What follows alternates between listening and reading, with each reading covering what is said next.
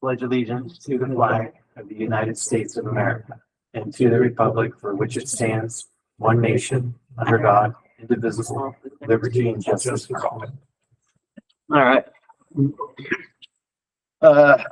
First things first, approval of the agenda. We need to remove policy F8. This was sent back by the GRCSU board to the policy committee. And then is anyone objecting to moving the consolidation timeline discussion to December?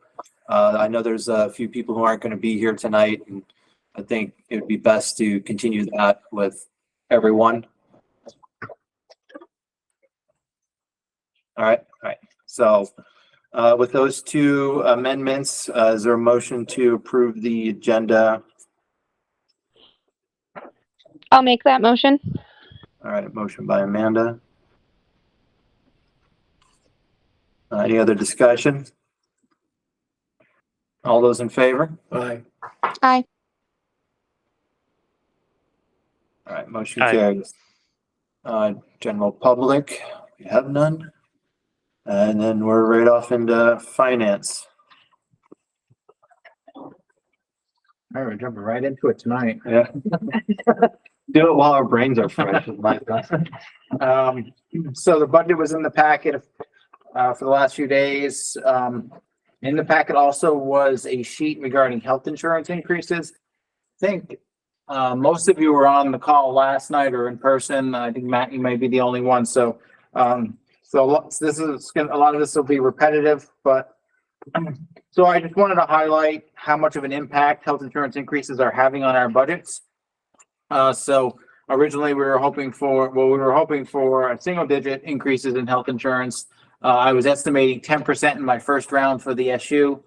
We found out last week that health insurance increases are going to be at 16.4%. It's the highest that they've been in the last 5 years. But that sheet does highlight where we've been over the last 5 years, and we've seen 4 years with double-digit increases in the last 5 years, totaling 57.2%. And when you compound that year over year, we're looking at a 71% increase in rates. So the family plan has gone from 17,000 to 29,000, and that's just our portion. So that's 80% of the cost. 100% of the cost is now almost $36,000 for a family plan. So it's getting to be pretty significant. This year alone, the increases SU-wide, just in health insurance, are approximately $679,000.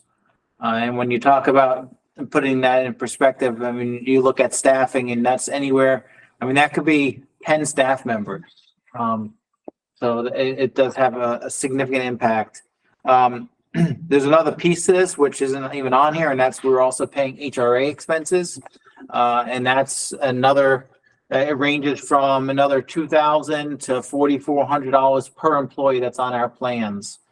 Those are all in our budget, and it just, these increases are really unsustainable. So hopefully VSBA, along with VSA and VASBO, are looking at what steps they could take to mitigate this for the future, whether it be changing the structure of our plans or negotiating the different plans, so that we can sort of at least slow down the rate of increase over the next few years. One of the major drivers that they have said is pharmaceuticals, and that's just with all the brand name pharmacies or medicines on the market, and they're constantly being advertised on TV, and that is really driving our prices up. We're talking about some of these are several $1,000s per month. Matt? Hey, thanks. So you mentioned, was it HSA? I wasn't familiar with that acronym. Well, we offer both HRAs and HRAs. HRAs is a health reimbursement account. Oh, okay. So the way that works is if someone has a healthcare expense, we pay up to, if they have a family plan, we pay up to the first $4,000 if it's a teacher and 4,400 if it's a non-teacher. So if they go to the doctors and the insurance covers, it's $1,000 bill and insurance covers 500, the next $500 will come out of their HRA. And so most of our plans have a deductible, and so first we have to meet the deductible, and so the insurance isn't kicking in anything at first. And so the first dollars are coming out of that HRA. The HSA is a health savings account, and that works a little bit differently, where we pay all the money up front and we give that to the employee and they put it into their HSA account, and then they pay bills as they arise. And So, that's- but we, Is that not funded by the by the staff? It's funded by us, it's funded by the district. by the district. Got it. Yep. Cool. That's a nice benefit. Oh, it's a great benefit. Yep.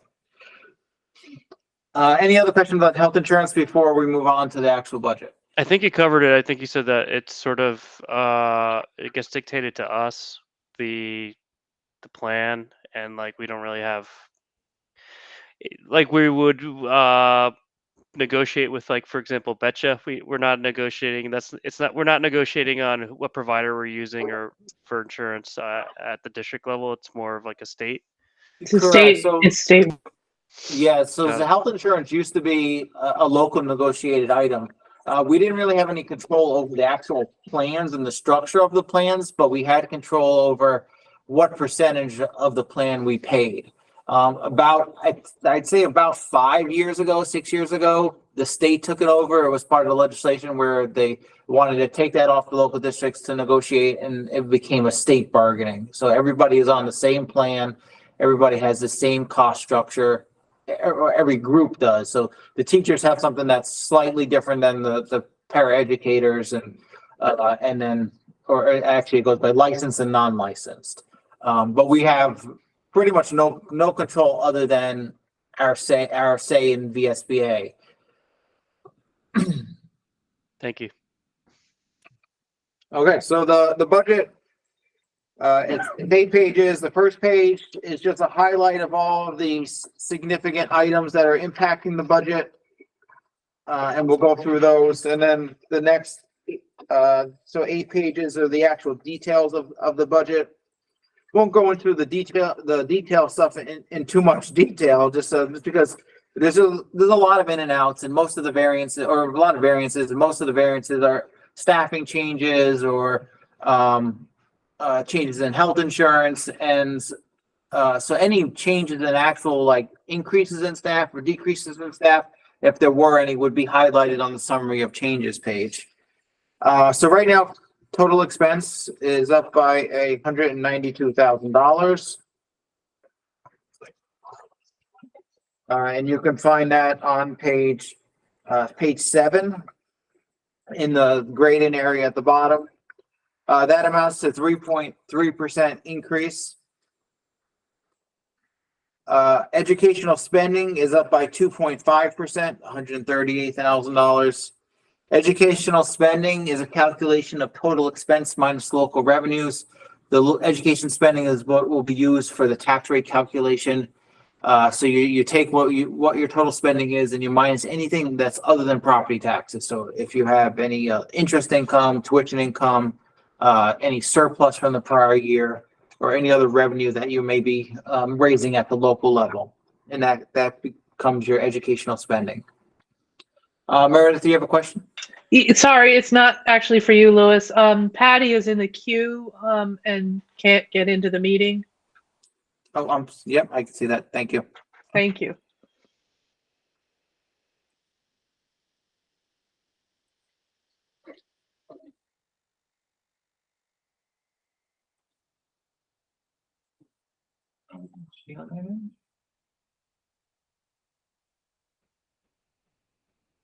I did admit her, but I don't see her on there.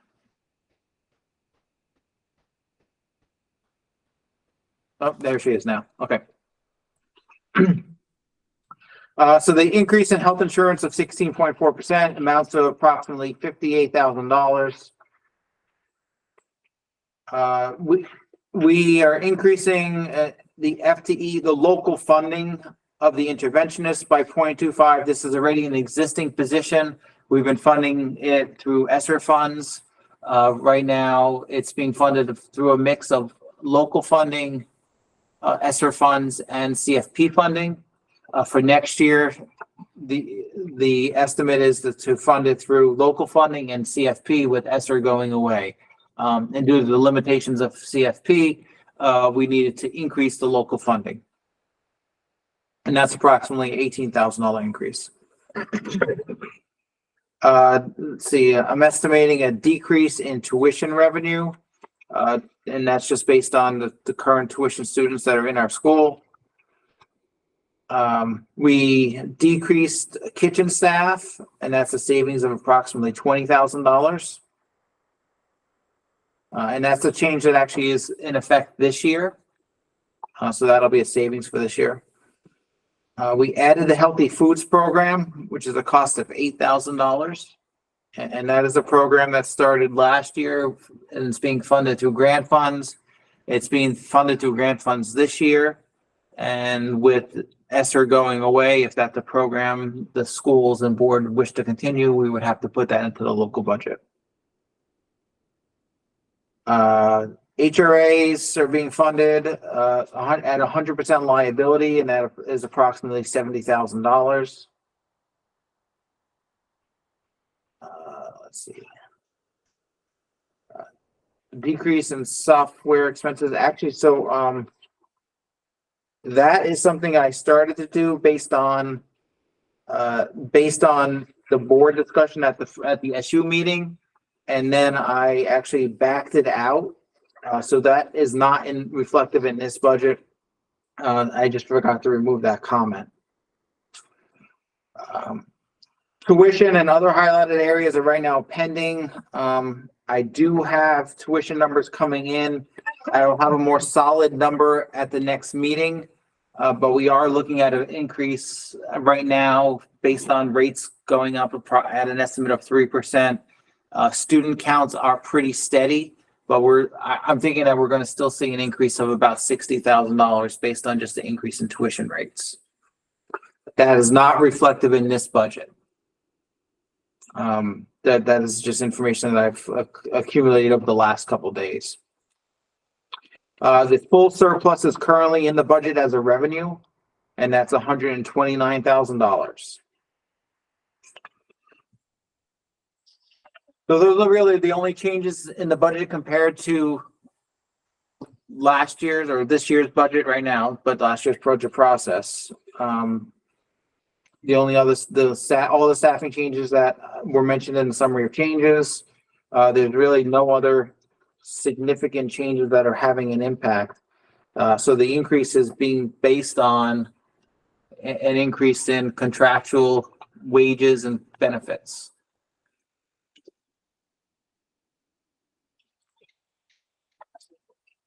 Amanda?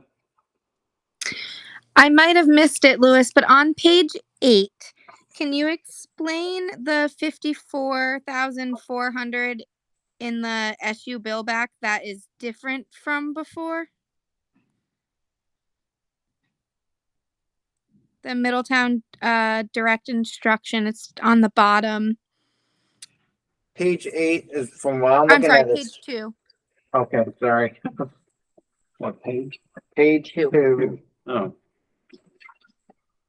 So that is for positions that are being funded or they're hired by the SU, but they're billed back directly, and that would be the interventionist position. Because it's being funded partially through CFP funds, it has to be an SU position. You currently have $50,000, or I'm sorry, not 50,000, 50% of that position in your budget under the salary line. So that's why you do see a decrease in your salary line.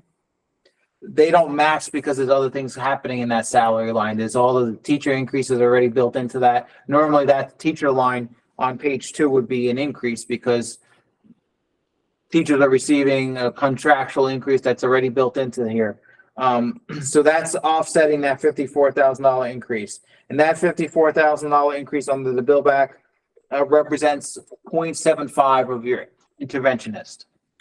And is that because in FY24 it's grant funded? Is that the difference why it's not there for 24? No, so 0.5 of the FTE is built into the teacher salaries lines. That's that first line on that section on the teacher wages. It's being shifted because it was budgeted as a locally funded position. But because we're funding it partially through a CFP, we're shifting it from a locally funded position to an SU position and billing it back. The Okay. only increase is a 0.25, and that's listed under the summary of changes. And that's an $18,000 increase. So if that line is 54,000 minus 18,000, so 36,000 of that would be built into the teacher wages and benefit line. Okay. And then on page 3, there's a $14,000 difference for the preschool wages. That's just regular wage increase? That's not an additional person, or is that like an additional para that makes up part of that difference? No, that is just regular increase in wages. Okay. The person in that position had a horizontal move, which allowed them to also move vertically on this pay scale.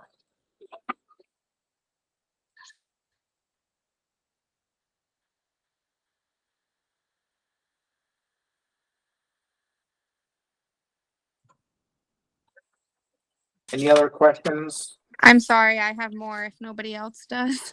Okay. I'm trying to find the page.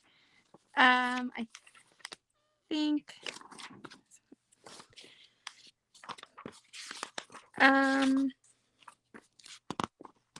it's about the disposal, like the there's $9,000 budgeted as a whole for the trash disposal, which is like $750 a month.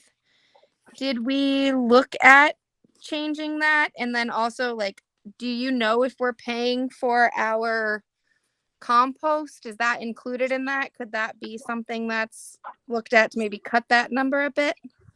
So all of the trash removal expenses will be included in that. That would include composting if you're disposing that in any other way. If like some people are giving it to farms, I'm not sure if that's happening in your schools. If it is, then that wouldn't be included in here. I am actually currently in the process of pricing out moving our trash removal to other companies. I've been over the last couple of days, I've been collecting data on other vendors that are in the area. I sent an email out earlier this week to all of the facilities directors confirming what each of their buildings has for dumpsters and how often their pickups are. And if they know of any other vendors that are in their area that are could possibly service the schools. I haven't started reaching out to them yet. At this point, I'm still in the data collection, but it is something that's on my to-do list. I could potentially maybe have some information by the next meeting. I'm not sure if we'll make a change. It'll be based on what the prices come in at and whether it makes sense or not.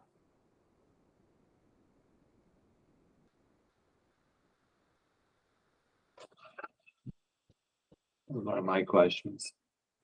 Yeah, a lot of our disposal lines SU-wide have increased over the last few years. I mean, all of our lines have increased. Part of that, I think, is also adding in, I mean, from 5 years ago, we have added in the composting. And I know I was having a conversation with Rich Holcomb today, and the composting does add up because based on each 96-gallon container, I think he was saying it's like $30 a week. And they go through like 4 of them. So depending on how much your schools are going through, and if it's not being given away to farmers, then it could add up pretty significantly.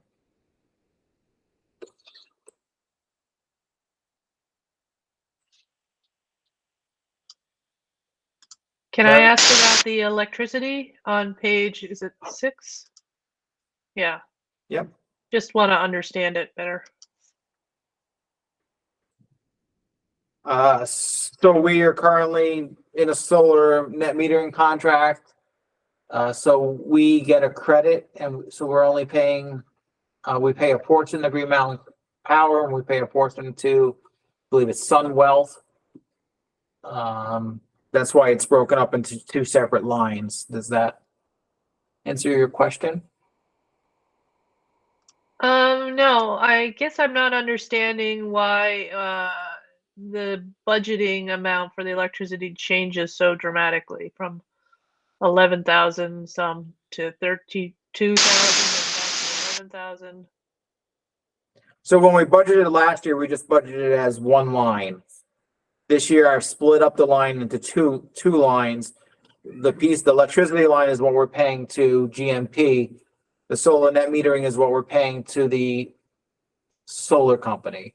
Okay, I get it And now. we are having savings, but rates continue to increase. Usage continues to increase.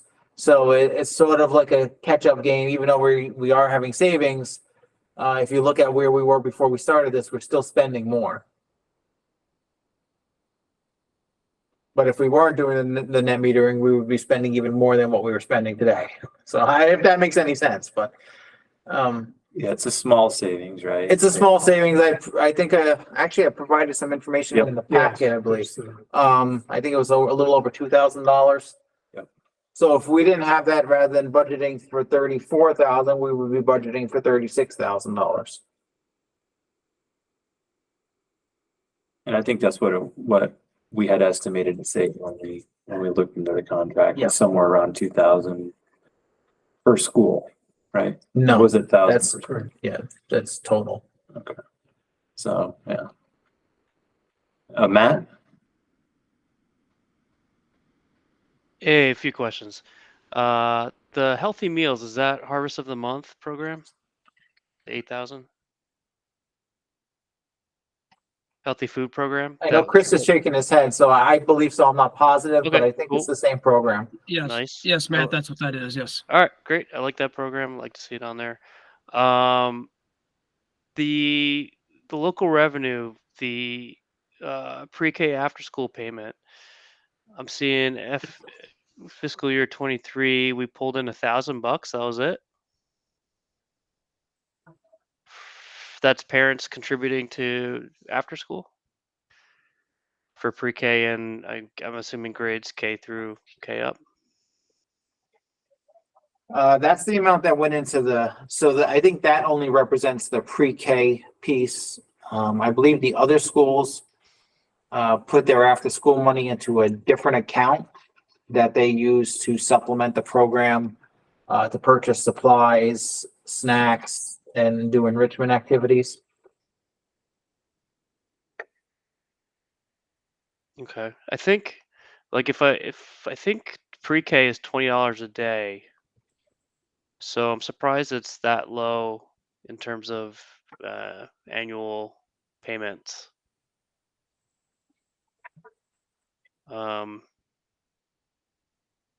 Okay, What page is that on? that's on that's on page 2. The pre-K after school payment on the local revenue. Yeah, because if you figure it's $20 a day, if you did 5 days, it's $100 as a parent for one kid, and if you did 4 weeks, that'd be 400 just in 1 month. So why it's only 1,000, I'm not sure. I think probably should be more. I could connect with the schools. They should have records about that. So they're Yeah. the ones that do the billing, so I could connect with the schools and see what they Yeah, collect. because I assume we have a good healthy after school pre-K program, but I'm not sure I if think it's that's only offered subsidized too or something. I think it's only offered in one school, and it was only Currently, I think we're the only ones that have pre-K kids, Oh. depending on the day. We have one, maybe two. Oh, I see. Um, Okay, that may But make all of it, pre-K and K to 6, it all goes into the same. So you're putting it into this may just be for the summer program. Maybe. okay. I don't know. I could get more information and get back to you and see what period this pertained to and where all the other funds are. Okay. I do know the schools do put it into their student activities account, and they have for many, many years. Okay. Curious also about I think I brought this up last year, but I hear on the radio, the legal cannabis market taxes are going to after school and summer programming, and that I guess it was a banner year last year, and I'm wondering if we're seeing any of that, or if a store has to be in your community to get that income, or if it takes a while for that to trickle in. I'm not sure. I don't know if you know it, Lewis. I don't, so I believe it may have been you that brought that up last year, and I Yep. brought that question to one of my VASBO meetings and asked the finance guy at the AOE. And at the time, he knew nothing about it. He did say that it does take years for those things to trickle down to the actual schools. Okay. Cool. I had another question, but I think I forgot it. So I'll pass the mic and grab a charger.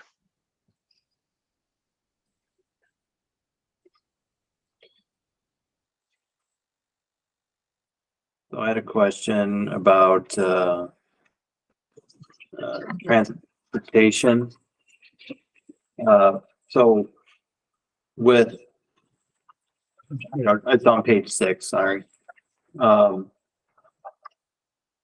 Is that, if our transportation remains as it is that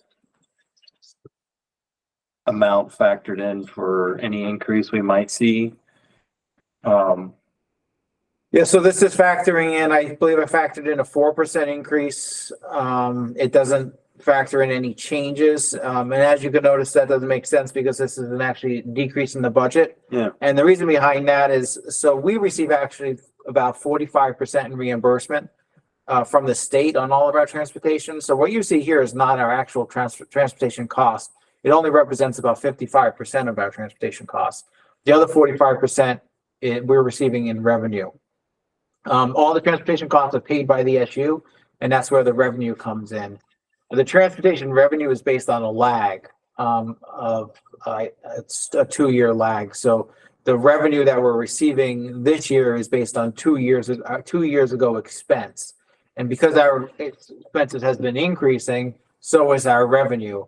And so this year, the revenue that I'm estimating is actually going to, because we did have a huge jump in our expenses a couple of years ago when we bid out the contract.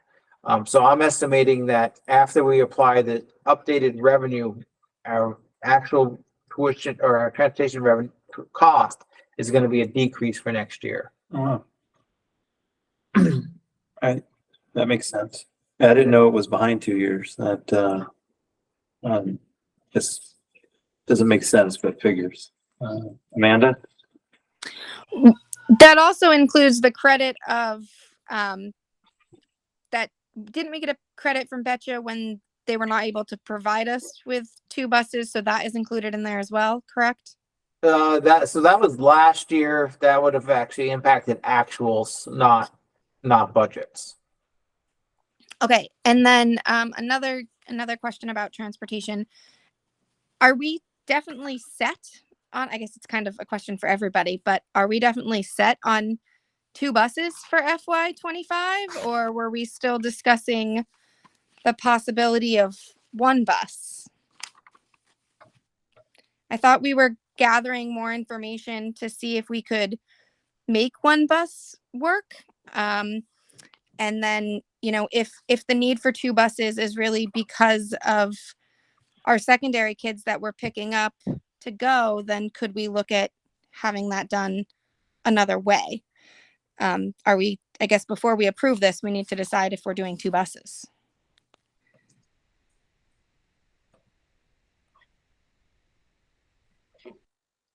Yeah, I mean, I think that was something that were brought up last month around transportation. I know, we could eliminate a bus, but, are there other alternatives working with Betcha that we could use to, reduce the cost? I know it's travel time, right? Or mileage that It's based on mileage and travel time. yeah.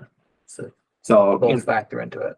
I think when we had discussions last year around transportation and I, really wanted to, look into it just to see if anything can be done around transportation. You know, since the merger, we haven't done anything, you know, it's always, it's remained pretty much the same, you know, based on where, you know, students are being picked up. But, you know, we did have discussions about, you know, looking into, you know, central pickup spots, you know, in a way to try and, you know, reduce the amount of travel time. So, you know, I think that's what you're talking about, Amanda, right? Something along that lines of how can we take, you know, our current transportation and see if there's ways and savings rather than Yeah, just how the can we bus. make it work better, or can we make it any better? And how many students can we fit on one of our buses? Do we know off the top of our head? There's 77 passengers, but I don't know how many you actually Right, because comfortably Just put on a for- bus. just for Wells, if we had every single student, including pre-K, that's 76 kids. So if we're really just transporting elementary, and really probably only half of those take a bus, there's room for them. I think it's other ways that that we might not be fitting them, and I think that we need to look at that.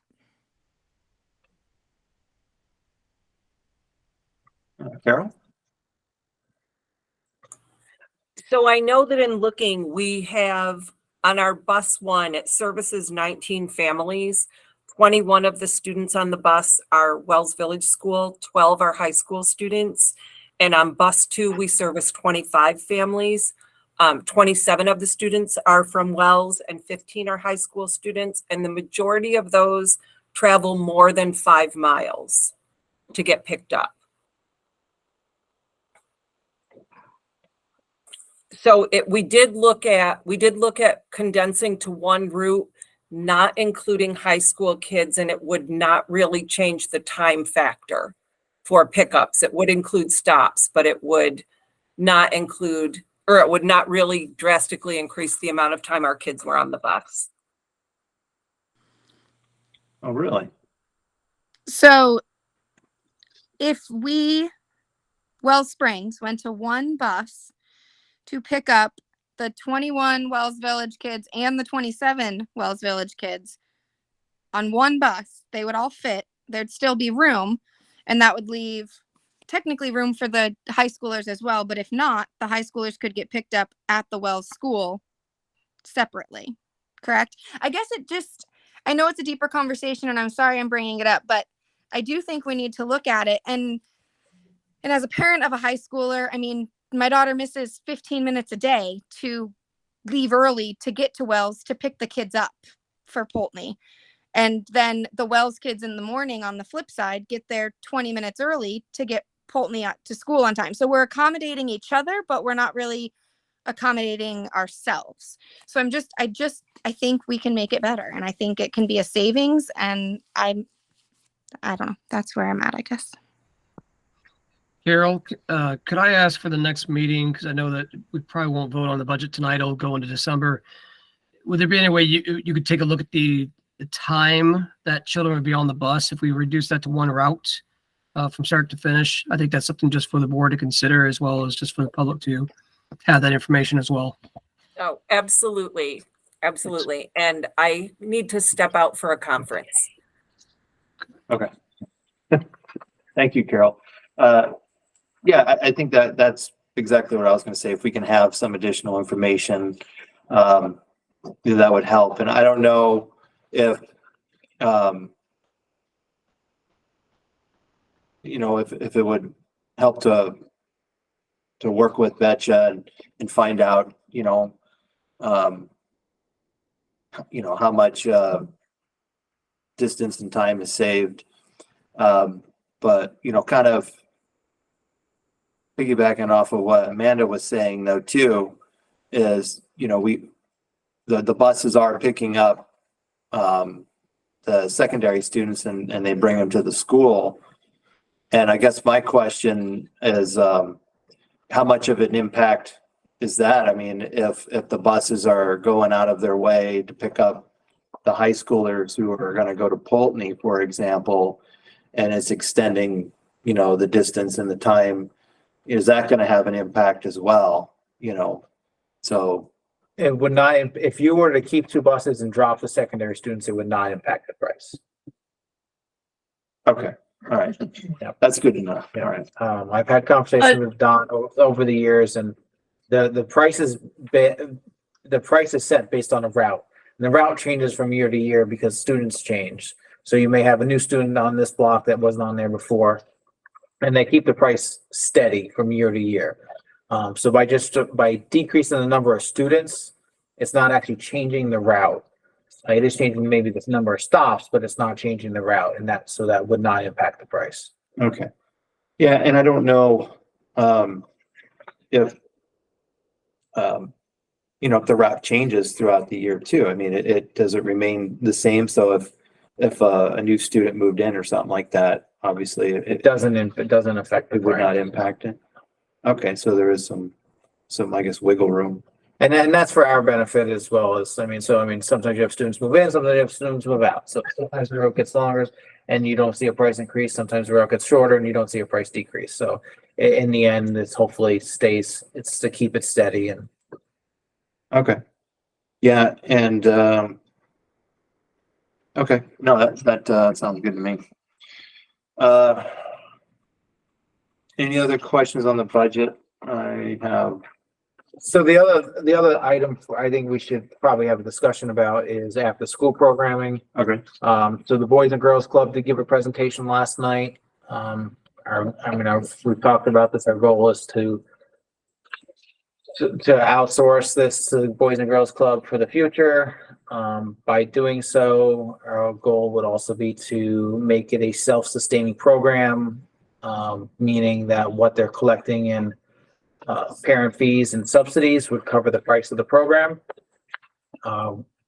which would potentially lead to budget savings. We do have approximately $40,000 in the budget.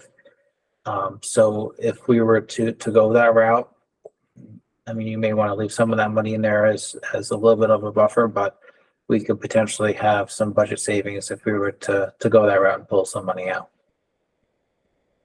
Okay. I guess, you know, based off the presentation last night, you know, we don't know, I mean, and we didn't even vote on it last night. Or, There really wasn't Eric- anything to vote on last night. Correct, Eric. That's not something the board votes on. say that again? That's not something the board would vote on. That's something we just bring to your attention, Oh, the okay. programming, All right. for more budgeting considerations. Well, okay. So, you know, during the presentation, you know, the plan is that it's going to be, you know, implemented in stages. And I guess my concern is if, you know, would it be up and running, you know, by September or for the beginning of the school years? That would definitely be the goal and the plan. So right now, for those of you that were not on the call last night, we're active in Rutland Town. We're currently in the process of getting Polney Elementary School up and running. We are dealing with some delays at the state level on getting the licensing. The goal was to have them up and running November 1st. We think that's going to come through at some point soon, but just due to the holidays, we thought it would be best to hold the switch off to January 1st. Rather than switching something in the middle to a new vendor. We figured it would be cleaner if we just gave parents notice and just waited to after the holidays. At the same time, while they're waiting for Polney Elementary School, they're starting the process to get Proctor Elementary School and West Rutland School licensed. And right now we're targeting a start date for the spring for those two schools. Again, we'll evaluate that if it comes to like April, we will decide whether it makes sense to start a new program with only 2 months left in the school. We may decide that we're just going to get everything all set, get all the notifications out there, and just wait and start it July 1 with the summer program, and then continue that into the after school program in the fall. But once the licensing is all done, they can sort of move on to the next task, which would be Middletown and Wells would be the next two schools that they would target. So if they started that sometime in late winter, early spring, we would again be looking at either a July 1 start or September 1. Okay.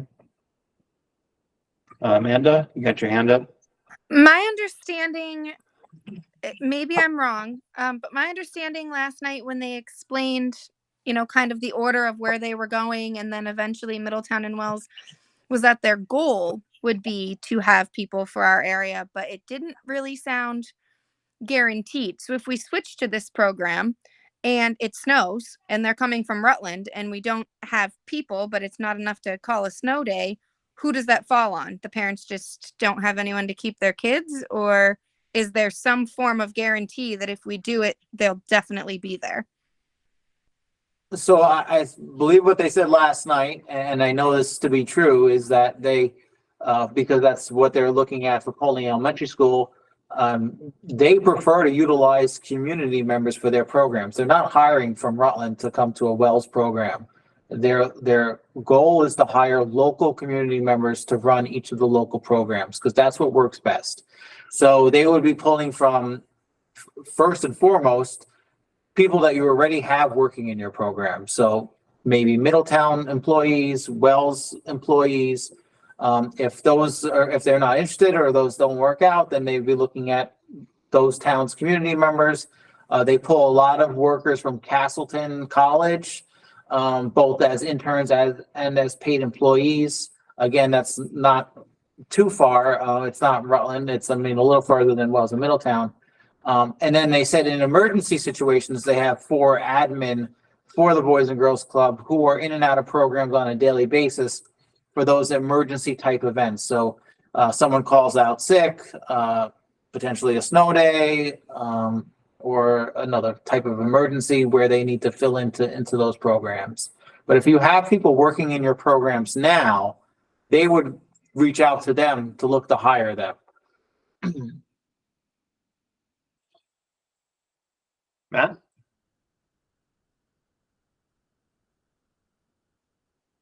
Sorry, so would the Boys and Girls Club kind of be the after school director? Would they take that role? They're sort of managing the after school program. I'm just trying to level set since I wasn't on the call. Yes. Correct. They would manage the program from start to finish. So they would do all the hiring. They are in charge of all the activities. They have the staffing here. They're planning it. They provide after school snack. They provide a full meal for dinner. They take care of all of the billing for the parent billing as well as the subsidy billing. All of the paperwork. The only thing that we do is provide a space, and we collaborate with them as far as communications and whatever's necessary, but they handle everything else. And Lewis, they have the capacity to go till 6:30 at night as well. That is correct. So most of their programs go to 6:30. The program that we started, we only went to 5:30 because that's what we were doing in our other schools. But if once we start shifting all of our programs to the Boys and Girls Club, we have that opportunity they actually prefer to go to 6:30 because they want their director to be a salaried position. And in order to make them a salaried position, they have to work a certain number of hours, and having them at 5:30 makes that a little bit more difficult. Or either that or there's a lot of downtime. So I would imagine for Wells and Middletown, they would have one director that's shared between both buildings. And then they would have staff at each building. All right. Matt? Hey, is this just for students that are at our schools, or is it open to other community like homeschoolers or other folks that want to do this as well? Do you know? Matt, I would say, Lewis, I think it would be something we would be looking just for our students. This would not be an open enrollment. We're looking just to service our students currently. Got it. So you said we have 40,000 budgeted for after school program. Yes, there's about, I think there's 25,000 at one school and 12,000 at another school. And then there's the benefits that are associated with those positions that would be in the FICA and Medi. So And then there's also 7,000 in summer school funds on top of that. And if they're running our after school program, they would also run our summer school programs. okay, so I guess, so we could save $40,000 by relying on this program. But if something happened and it didn't start, then we wouldn't have anything budgeted for it, correct? Correct, but as we talked about last year, I mean, our goal was to move towards a self-sustaining program with or without Boys and Girls Club, and bringing Sarah Taylor on as our early ed and after school program coordinator. She would help facilitate that as far as we talked about increasing our billing amounts. We know subsidy rates are increasing by 35% starting in January. So it's coming up with a more detailed staffing plan as far as making sure that we're appropriately staffed for the people that are participating. I think currently, or at least last year, people would just pop in and out and they would only pay for the days that they wanted to come, but it would be more of, okay, you're paying for the week and you're paying by the week. And if you only need to be here 3 days, we still need to have staff members, whether you're here or not. If you're going to be in the program, we're staffing it for you to be the program. If you don't show up, it doesn't decrease the amount you need to pay. So it's those type of things, so that what we're bringing in revenue is paying what's going out the door. So that's what the Boys and Girls Club is going to do. And whether we go with them or not, that's something that we should look at doing in the near future as well. Okay, makes sense. The only other question I had was, we have on page 6, under plant operations, we've got the building repair lines, Wells Middletown and Wells Springs. I think that, and I don't know if my recollection might be wrong, but I think, part of having using some of the surplus for the capital maintenance fund is to, I guess, offset some of the budgeted amount. Is that something that would be, I don't know, advisable or make sense, if we were looking at, and I don't even know what would make sense, because, we overspent, significantly last school year on all the maintenance stuff.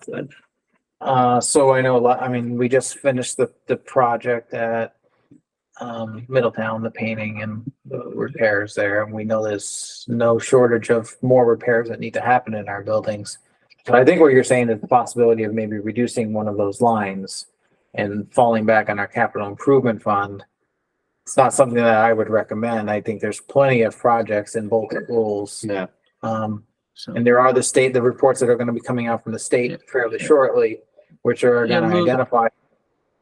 I was just saying, Louis, let me talk about that real quick, because I was going to include that in my superintendent's report. So as we're all aware, in 2021, the General Assembly passed Act 72. And one of the main components of Act 72 was that the AOE was going to conduct the facilities assessments in all of Vermont schools. Last week, we received the facilities assessments for each of our buildings. We are in what's called the editing and proofing stage. So I met with, Louis and I met with the building admins and the facilities directors to review the first drafts. And then we have until December 6th to make any corrections or edits. We will then I'll send that back to the state. And then we are hoping that in early January, we will get a final draft back. Once we have that final draft, we will then bring that back before the local boards. Because part of this act is then we do have to build out a 5-year capital improvement plan.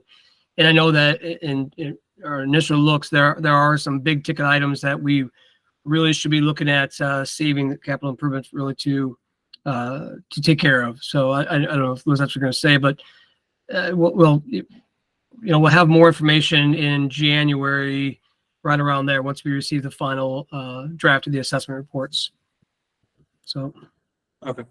Yeah, it was just a general question. I just, and again, it just kind of based off our discussion last year. And I know there's some huge projects, so. Yeah, and I think once we catch up and are not in a sort of an emergency situation, we can start looking at projects that will have payback. Some things that are gonna have continuous savings, like looking at our lighting and maybe replacing with LED, or Yeah, looking at our furnaces and see if there's efficiencies that we can create so that we're spending our money wisely and getting maybe something new, but also that's gonna have savings and it's gonna pay itself back and over the next 5-10 years. okay. In addition, we're also going to be working with building administrators and actively looking at grants, which may help offset costs in the next couple of years. So That makes sense. All right, so any final thoughts on the budget, Matt? I saw your hand Yeah. up there. So I just on the when we're talking about maintenance, I noticed that there's maintenance lines for, I guess, the classrooms. There's like small amounts, like 4,000 here, 4,000 there. That's for repairs, maintenance that happens in individual classrooms, I'm assuming, but we'll be grouping that in with our other general maintenance funds. It's not the same type of repairs. It's not building repair maintenance. It could be copy machines, the maintenance for those machines and stuff like that. It's not repairs to building. Understood. Thank you. Okay. So this is the first draft that we're looking at, and it looks like it's in a good place right now. It's only at the 3.3%. Yeah. And so that there's no surprises, next month, we will be looking at an increase to the second draft. I've already started that. As I mentioned earlier, we know tuition increase is, I'm going to say roughly, going to add to about $60,000. Also, the SU budget was approved last night, and that is looking at approximately a 4% increase in the general fund, as well as a 4% increase in the special ed fund. And those are not factored into this because this is still at last year's amounts until that budget was approved. In addition to this, Wellsprings portion of the special ed budget increased because they had an increase in student count. So they're seeing a larger percentage increase. So the increase for a special ed assessment for Wellsprings is 58,000. And the increase for the general fund is 19,000. So that's between the two of them, roughly 78,000. So you add that to the tuition, you're looking at about $140,000 increase over what's in here right now. Louis, do all the increases in the budget for healthcare reflect the 16.4? Yes, they do. Okay. Yes. Yep. The other thing that I want to mention on the revenue side, page 2. I'm still working out the details on this, and I'll have more information next month. But the small schools grant of $172,000. So when you merged, you received that and it kind of locked it in perpetuity or until the legislation was changed. Well, with Act 127 and the weighting, there's language that if you're a small school, you're going to get a factor that increases your equalized pupils. But it's like if you qualify for this, it's going to, so it increases your equalized pupil count, but it eliminates your small schools grant. Based on what my early calculations, and I'm still waiting on some data from Milt, who's our data manager, we should receive about 26 additional students in our equalized pupils. Equalized pupils is actually going away. That's what they used to call it. With Act 127, it's now called long-term weighted average or weighted ADM, which should increase, or it should have a positive, I'm trying to say this, and so it's going to increase the amount of credit you're receiving, and so it's going to lower your tax rate based on my early calculations. It's going to be equivalent to approximately 240,000, I believe. So I believe that's going to be a positive change, but I'll have more details on that at the next meeting. Long-term weighted what? It's a long-term weighted ADM. Oh, okay. This new model is a lot more complex than the old model. We'll spend more time in it at the next meeting. Okay. So it's changing the equalized pupils number. It's going to change the yield. It's estimated the yield is currently about 16,000. It's estimated the yield is going to drop to about $10,000. A decrease in the yield increases tax rates, but it's the offset should be it's going to give you more of these long-term weighted ADMs, which is going to offset the drop in the yield. But I'll go into the step-by-step next month, but I just wanted to let you know, these are the type of things that are coming, that are going to impact the budget. Okay. Amanda?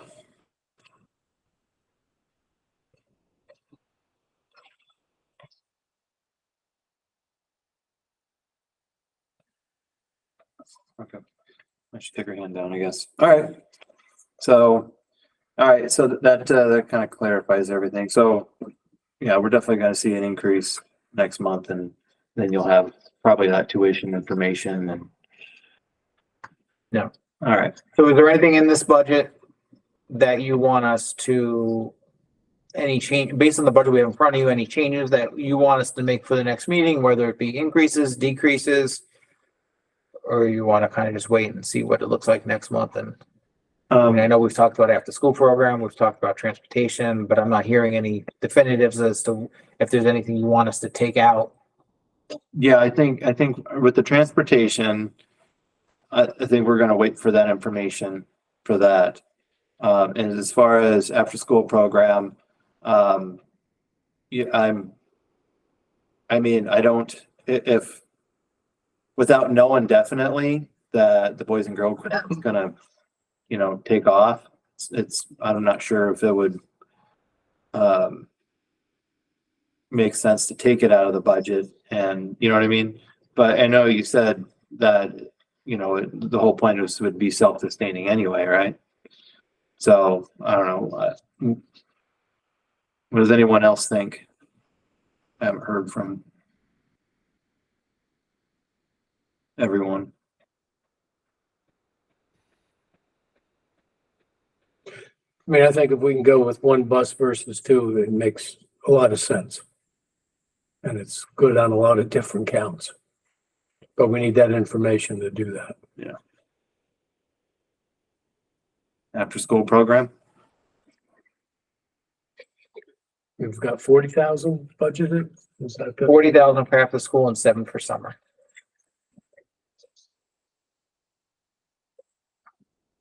I mean, that's got to stay on the off chance they don't get the license, or for some reason they can't get the people. You'd be able to fund it somehow. Yeah. I mean, as far as the rest of the budget goes, I mean, it's all salaries and tuition. So I mean, so I guess, my thought is maybe at the next meeting, when we see what the final numbers give a definitive on the transportation and after school. But, yeah. Okay. Any objection to that? Okay, all right.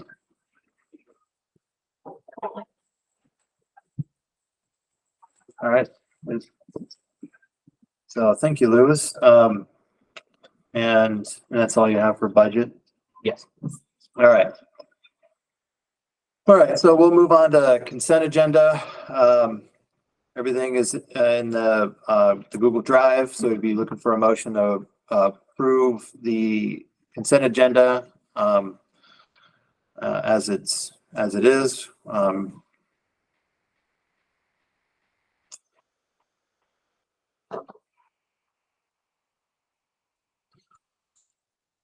I'll make that motion. Okay, motion by Meredith. All right, all those in favor of approving the consent agenda, say aye. Aye. Aye. Aye. Aye. All right, motion carries. All right, reports, superintendent's report. Thanks, Eric. I have just a few things to discuss. I know we have fast bridge and some other items, which are going to take some time, so I'll be quick. Most of this report is for informational purposes. As this time of year, we are working on budget as we are starting to prepare for town meeting. I know that they'll start to ramp up. The one thing I would ask, and I have placed this in the report, is to double check open board positions just to make sure that for accuracy, I asked Christine McGinnis to provide me this information, but please, if your name is listed there, make sure that that it should be listed, as well as for the length of term. If there are any issues or any problems, you can email me or Christine McGinnis, and we'll make that correction right away. We will be sending out more information probably a little bit after Thanksgiving, just about next steps and what we need to do with this. I do want to highlight the VSBA and thank Eric, who attended the VSBA, VSA fall conference in Lake Maury. It was a good conference. I know Eric will talk a little bit more about that during his chair report. But we did include in my superintendent's report just kind of some highlights from Eric, Tina Keshava, Linda Smith, who also attended different workshops. But it was a great conference, and I would encourage in the future, if any of you have an opportunity to attend one of these workshops, conferences, I think it's time well spent. I personally, 4 years doing this, I think this was the best one. I think we had some great information, great workshops. It is a little bit of a haul. That's up in Lake Maury. You know, Lisa Madison and I were up there, Lake Maury again today for the Principal Supervision Academy. That's where participating for the remainder of the year. So I apologize I'm not there, but like I said, it is a great experience and a lot of good information. So if you have any questions on the report, I'd be more than happy to answer them or anything else.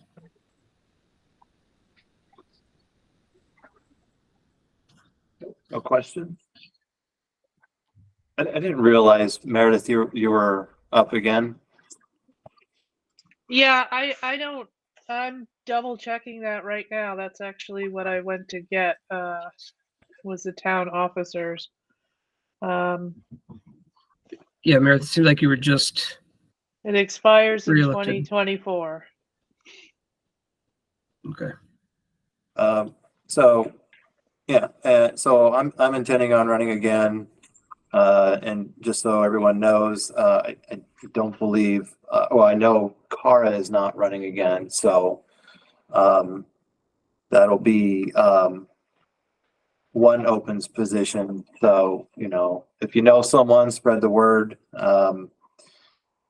So, and then Meredith, are you sticking with us for?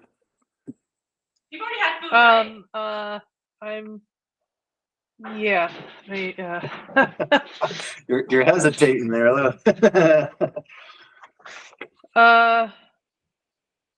that's a decision, I guess, isn't it?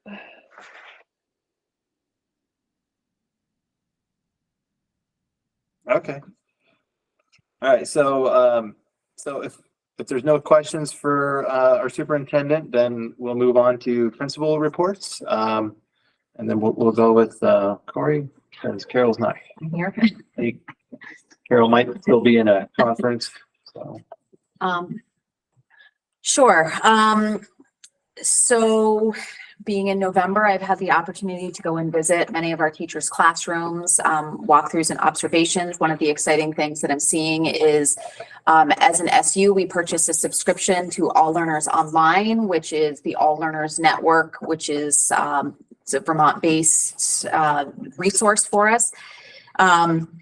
And teachers are utilizing these resources to help implement math menus in their classroom and differentiate learning materials. So it's been really exciting to see them bringing that in because it's high quality material. John Carlson and I met with Up for Learning. We're participating with them again, our 5th and 6th graders. It'll be voluntary. Working with them just around school culture, looking at our climate survey data, and looking to make improvements. My understanding is that they've participated in the past, so we're going to continue that partnership moving forward. And then October has been an exciting month. We had Fire Safety Week. The volunteer fire department joined us and presented to students. They brought a couple of the fire trucks by. The kids got to go out and explore the fire trucks. They learned about kitchen safety. That was the theme for this year. Students at both schools were treated to a mime and dance performance that was set up by Ashley Fioretti, which was pretty exciting. The kids really enjoyed that. We held our annual Halloween parade. The kids dress up and the staff dress up, and we march down to the green, march around the green. The kids get to have pictures taken, and then the community comes back to the school for treats. So it was nice to have everybody in the building. And then we just wrapped up our soccer season. We had a first and second grade skills team that was coached by Amanda Williams, our second grade teacher. And then Jody Ruck coached our third through sixth grade. I was able to watch the last game against Slate Valley, and they were great. So they've improved a lot this year. So we're looking forward now to basketball and our rock climbing team. So. Nice. Any questions? All right. I don't think Carol's back yet, so we can always come back to her. Just one quick thing on the PA system. Is that something we're looking at?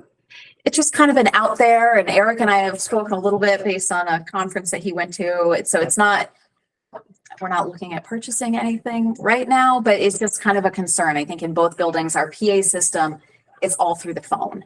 And so it's not you can't hear it on the playground. And in some rooms, like in this room specifically, when you've got music lessons going on, you can't hear announcements, which is, could be a safety concern if we needed to make an announcement that everybody needed to hear.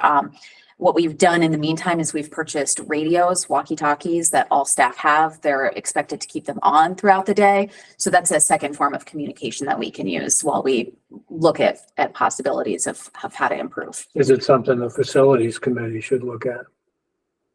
That's a question, that's all. Should that be on our agenda? I think it's worth the conversation. Yeah. Okay. Because Carol has it on hers as well. I know that Wells Right, faces right, the yeah. same challenges that we have. Okay. Thank you. Eric, I do believe the cost is well over $40,000, correct? Or For the PA system, I think when you spoke with the representative at the conference, I think the ballpark that. I never got any pricing from him. Yeah. Okay. And I was gonna talk about that a little bit. But I never asked him about price. I asked him about getting a quote, like an estimate, how to do that. And he actually sent me an email, and I could forward it with a link to a form.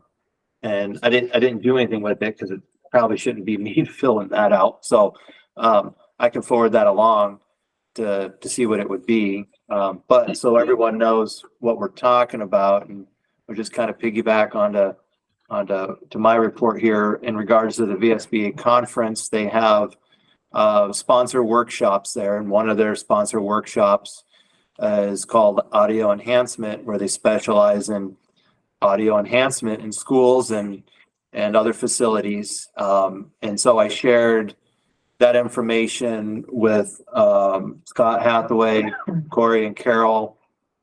And then I gave Corey some of the actual material that I had.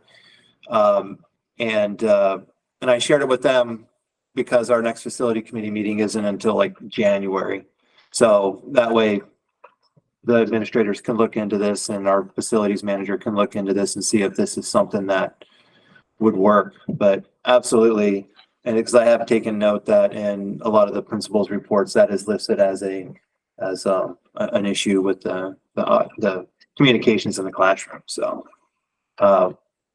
but as far as my report goes, I just kind of summarized everything. The conference was it was a really good conference, and it was centered around supporting student success through school district governance. And this actually kind of relates to the district governance standards that the AOE is implementing July 1st, 2025. And so in the Google Drive, I added the 100 series AOE rule on district governance. And just for, I guess, reference for everyone, you know, and the expectation is that, you know, by 2025, boards are doing all this, which most boards should be doing anyway. And then I also threw in the self-assessment. It's just a basic self-assessment that is part of the district governance standards that boards should be doing annually. Anyway, it's just information. Did anyone have any questions on that at all? Okay, and so going back to the conference, you know, I just summarized it in the report. I learned quite a few things. So, and as you know, Chris was saying, I would also encourage board members to attend if you can. You know, there's also you know, networking with other board members, and yeah, I would consider it like voluntary professional development, if you want to call it that. And for the facility committee, so our last meeting we had was last month. We won't have another one for a few more months. And I just kind of summarized what we discussed. So if anyone has any additional questions about those items, you know, I can answer them now. But it's just kind of cover where we're at on the facility committee. So, any questions? All right. Sorry, quick question. Just curious if the alarm system in Wells comes with any sort of announcement, like technology. The alarm system? Yeah, a new alarm system, if that came with anything that would let us also leverage that to like do PA announcements. Or is it just strictly fire suppressant fire alarm? I believe it does. I don't have the contract with me, but I can follow up with you on that if you like. But I think it does. I'm not 100% sure. Okay, got it. So we could potentially leverage that to be our PA system instead of paying the 40 grand. Could be nice. I'm not sure. I think So- the audio enhancement piece would tie into whatever is it can tie into, and this is what I was told, it can tie into the like the fire alarm system. So. Oh, you still have to hang the speakers or whatever around the classrooms and such, probably. Yeah. Yeah. Okay. All right. Thanks.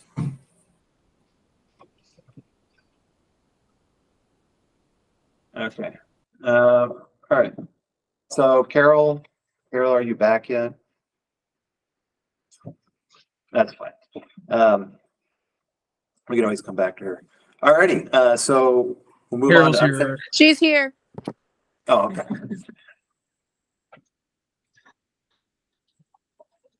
I know you're busy, Carol, so we were just on reports, and if there's something you wanted to add to your report, or if someone had any questions for you.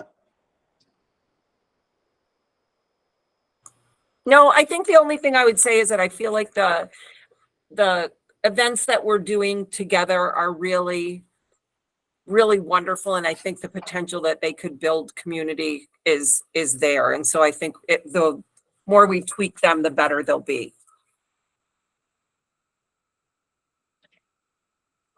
Okay. All right.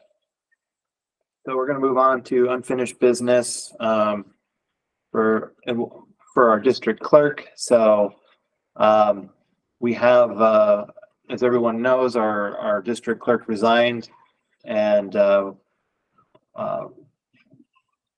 reaching out and working with the Middletown Springs clerk, shared some interest in taking on the responsibilities of district clerk. Patty Kenyon is here tonight. Patty, did you want to add anything or did you have any questions for the board as far as being district clerk at all? Well, first of all, I don't know what you've shared. I know what I shared with you, but I'm not sure what you've shared with the other board members. So if anyone, if you've shared what I wrote to you, that's fine. But does anyone have questions of me regarding those, my input on what the district clerk should, what the job entails and what should come along with it?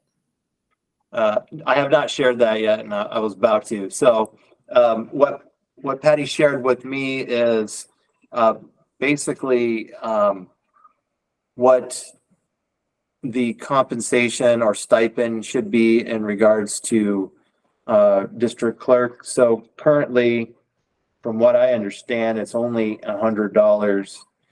And what Patty shared with me in the email is that her opinion, and correct me if I'm wrong, it would be $1,000 for the district clerk as a stipend, and then an additional stipend separate for that would go toward help. Correct. For the host town, it would be $500, and for the non-host town, it would be $250. And that would be basically paying people to assist for election night, correct? Correct. So to run an election, you need people. I can't run an election by myself. And so I have to run the entire town election before I can run the school election. And so that means that the people that I'm hiring to be my election workers have to work longer hours, and the town normally pays that, right? So in my opinion, the town shouldn't take the burden of paying election workers for a school election. The school should share that burden. So that's where that's where my numbers come from.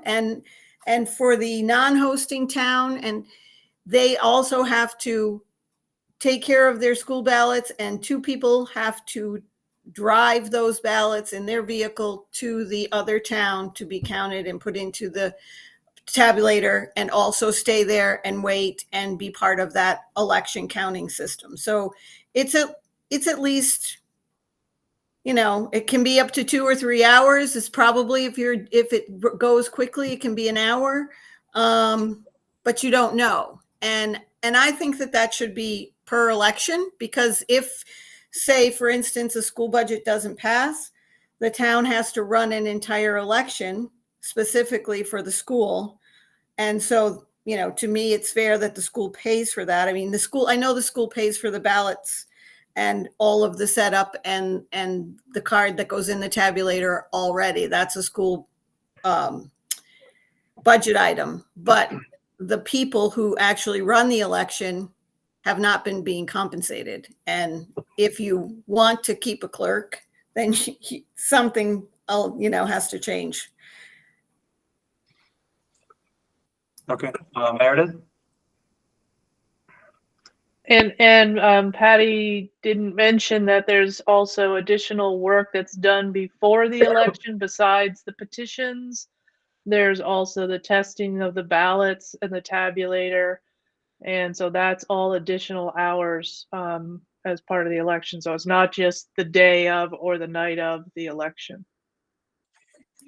Correct, Meredith. Thank you. Yeah. So to get ready for the election, I have to bring people in, because I can't test the ballots by myself, because it's an open election and there needs to be other BCA members there, and they need to get paid. And we need to go through all the options on the ballot and run it through the machine in 5 different ways and prove everything out. And then, so that's another couple hours to bring people in to do that testing piece, plus collecting all the petitions and making sure the ballot's correct and doing all that proofreading so that when we get the ballot, it's what you want.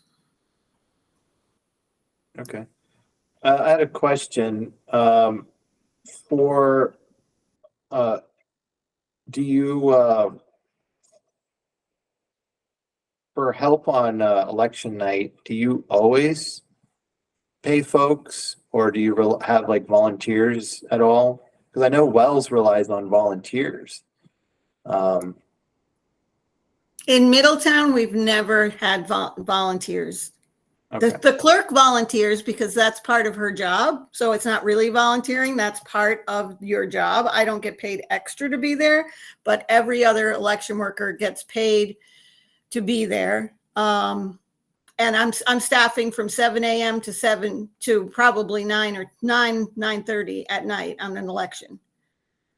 And we pay, so just so you know, we pay minimum wage plus 50 cents to our election workers. That's what they get paid.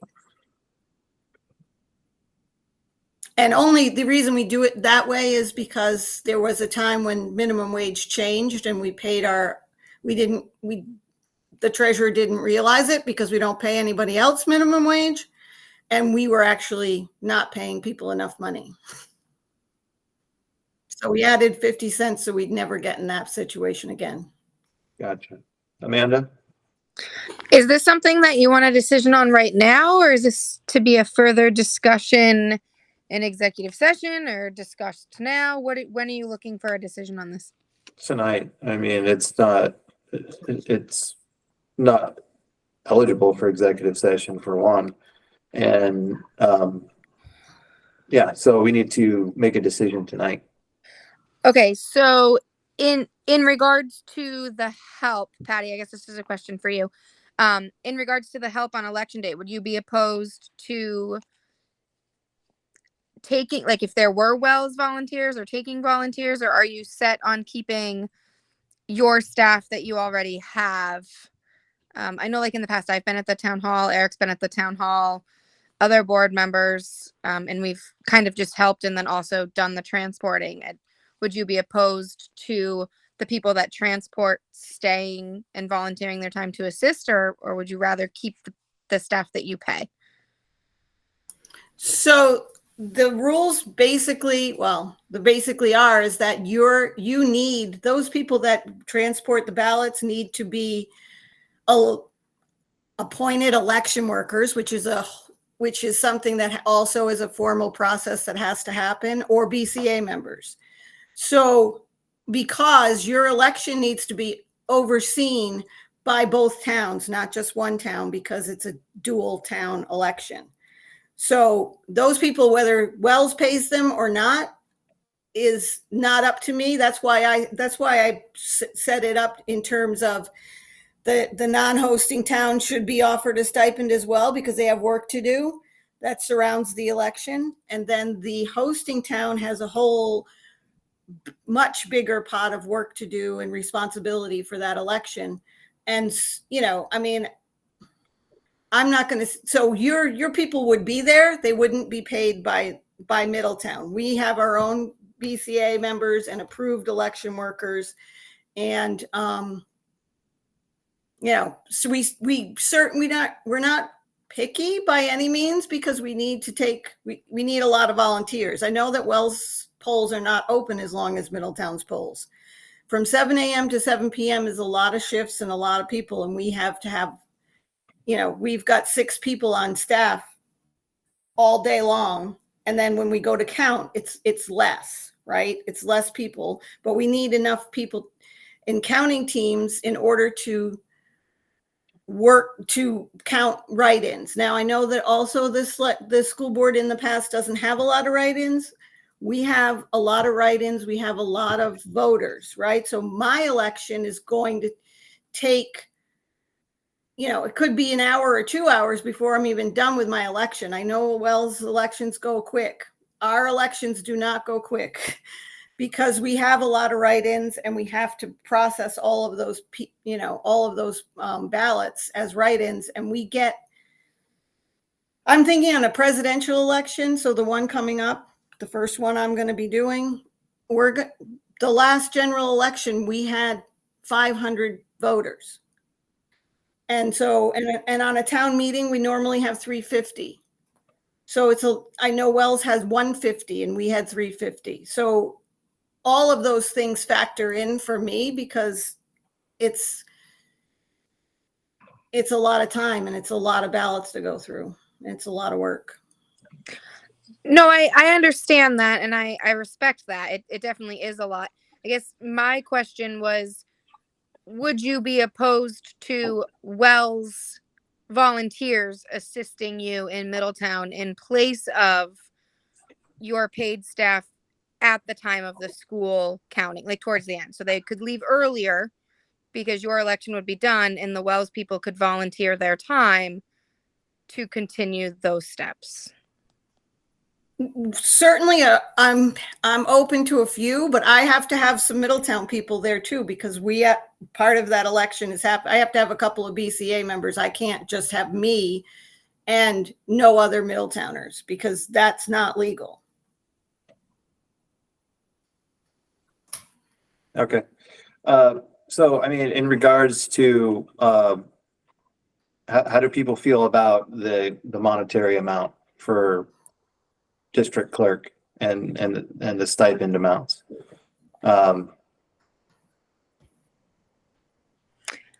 Is the $1,000, like if our budget doesn't pass and we do it again, would that be another $1,000 or is that just the 250 and 500? That would be just for, that's just the stipend, but it would be another potentially 500 or 250. So potentially up to another 750 for another election. Because the idea is that you would have to pay those people again. And I would imagine that, there's some flexibility in that too, because, if someone's volunteering, they don't necessarily, all that amount's not going to be used, right? That's my right. I mean, yeah. And if Wells didn't want a stipend as the non-hosting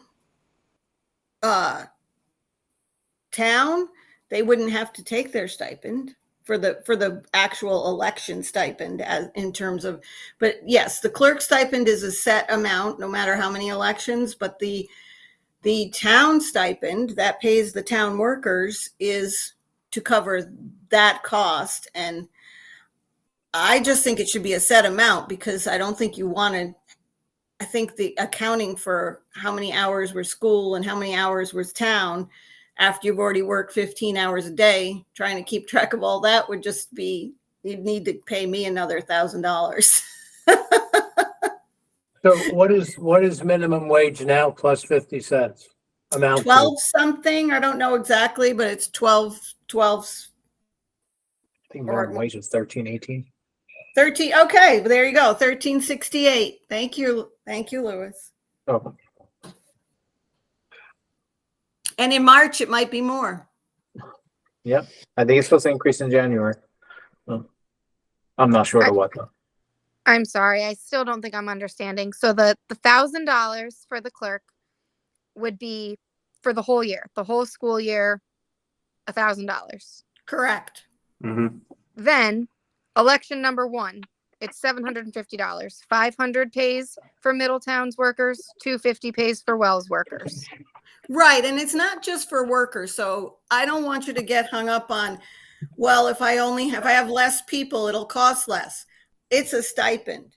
It covers the lights. It covers all of the other things that hosting something entails, right? For the town. This is not for the clerk. This goes to the town of Middletown Springs to help offset the costs of having an election.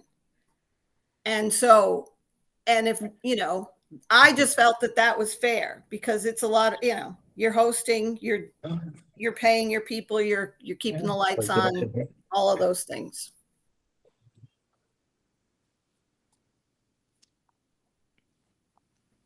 No, it's at the, I think it's at the town, it would be at the town office. Well, that It ain't- happens at the town office in Middletown Springs.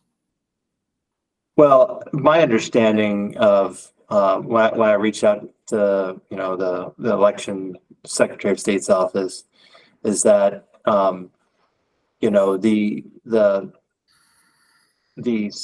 the town clerks are administering the elections anyway. And, I thought, I was understanding that like the hosting stipends was essentially just to get people to come in and help work. But I didn't think it was gonna go to the town for an election that they're already running anyway, for lights or whatever. I know, Well, so if there's a revote, then the town wouldn't already be running an election. Yeah. So then we would only do the 500 if there's a revote, if that's the case. Well, you can propose whatever you'd like to propose, and the town clerk of Middletown Springs can choose to accept it or not accept it. But the point is that the school cannot host their election without the town involved, because the elections happen at town halls. And so to me, it's just fair to pitch in, because it costs us $3,000 or $4,000 to run an election. Louis, what do the other local districts do? Currently, none of the other districts are paying for the elections. There's $100 stipend for the Corey Valley clerk. Rutland Town does not pay the clerk anything, and then Ira does not pay the clerk anything.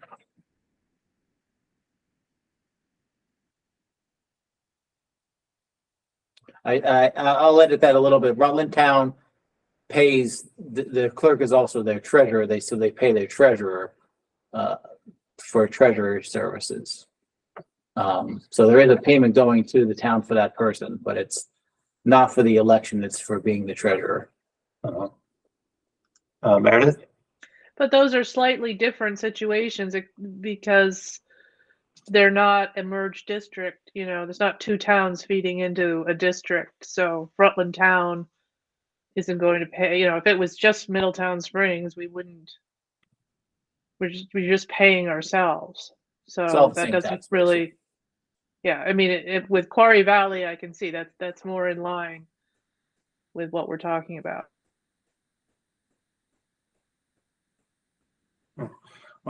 For comparison, I think our treasurer we're paying 1,500 or Yes. something like that but that's a year-round stipend. That's what, every 2 weeks?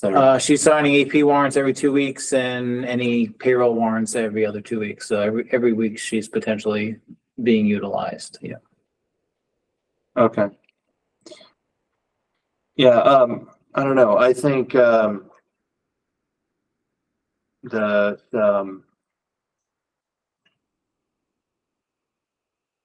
not sure like how much time is done or is spent aside from election night. I do think that just with conversations with our previous clerk that it is a lot of work, and that the $100 probably doesn't compensate very well compared, but yeah, I don't know. My thought was, I was thinking, for a district clerk stipend, not 1,000, but like 750. And then I don't know what everyone else thinks, but what you're talking about with the host town and a non-host town for hiring individuals to work the election, it makes sense. Especially if you don't have anyone to help, it's a lot of work for even a few people. But I think if anything, both the amounts should be the same. That's just my opinion. I don't know what anyone else thinks on the amounts for this. I would agree that if there is an amount, they both be the same because we're working towards collaboration and, you know, equality and making things equal within our district, not paying one town $250 more than the other town. But I also don't know, I don't know how I feel about the 500 either. I mean, if we can utilize some people and then get some volunteers, can't we just take it upon ourselves to volunteer ourselves or find some people to volunteer and then the Yeah, 250 total covers it to Yeah. assist them?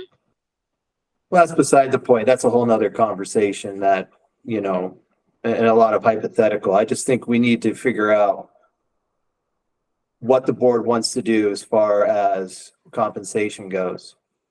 Whether you're in favor of increasing the stipend or and having these additional amounts for the towns or not. I mean, overall, you're not talking about a large significant impact to your budget. Yeah. I think in the beginning of the conversation, I was a little confused, and I think Patty clarified as far as the stipends go. I mean, I don't think stipend is the best word to be using because I was kind of wondering who are we paying this to, and I think paying to the town, it's more of a reimbursement to the town for all of the expenses related to the election and paying all the workers on a day for the full day, which I'm sure is amounting to significantly more than $250 or $500. Because as we were going through the conversation, I was sort of thinking, well, if the town paid them and we sort of reimburse the town for a portion of that relates to the extra work. But if we're paying it directly to the town, that's sort of what was going through my head to begin with. So, I mean, I don't think paying some sort of money to the town as reimbursement is too much to ask. And it's all the same tax base. So, I mean, if you're paying $250 to Middletown, you're sort of getting it back because it's going back to Middletown taxpayers. So, it's going from one pot to another, but it's all staying within the same towns. That makes sense.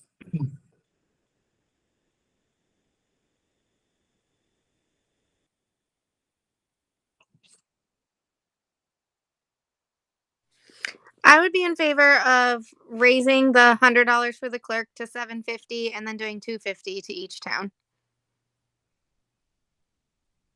Okay. Anyone else have any opinion on that?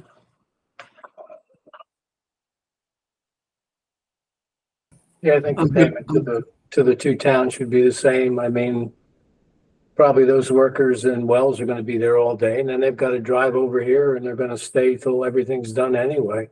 In a way, they should get more.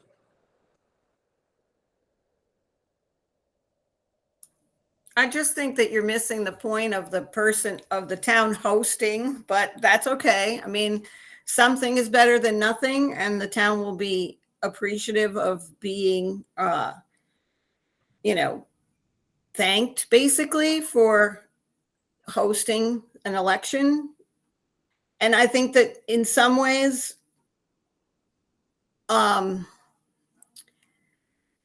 there's the point of the amount of responsibility a clerk has in running an election is being overlooked. It's a huge responsibility. It's also a lot of pressure in this day and age. And so, I mean, that's where a lot of this comes from, because it is very difficult work, especially now with the climate around elections. And we have to report to the state our results within half an hour of our polls closing, the first initial results that are not official.